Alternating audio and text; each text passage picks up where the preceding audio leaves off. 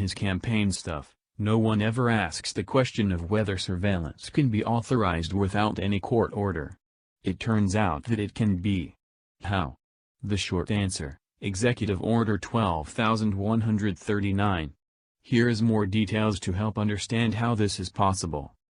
The President may authorize, through the Attorney General, electronic surveillance without a court order for the period of 1 year, provided that it is only to acquire foreign intelligence information, that it is solely directed at communications or property controlled exclusively by foreign powers, that there is no substantial likelihood that it will acquire the contents of any communication to which a United States person is a party, and that it be conducted only in accordance with defined minimization procedures.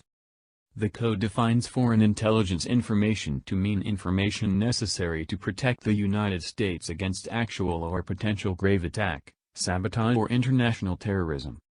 Foreign powers means a foreign government, any faction of a foreign nation not substantially composed of U.S. persons, and any entity directed or controlled by a foreign government.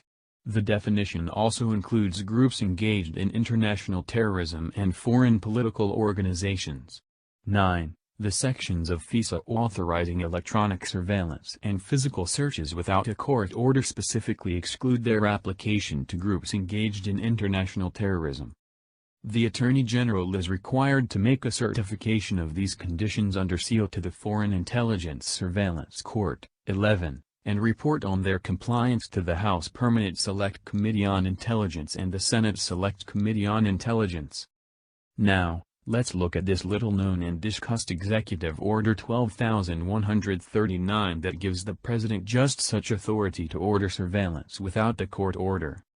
The order reads as follows, quote, "By the authority vested in me as President by Sections 102 and 104 of the Foreign Intelligence Surveillance Act of 1978, in order to provide as set forth in that act for the authorization of electronic surveillance for foreign intelligence purposes, it is hereby ordered as follows. 101. Pursuant to Section 102A(1) of the Foreign Intelligence Surveillance Act of 1978, the Attorney General is authorized to approve electronic surveillance to acquire foreign intelligence information without a court order, but only if the Attorney General makes the certifications required by that section. 102.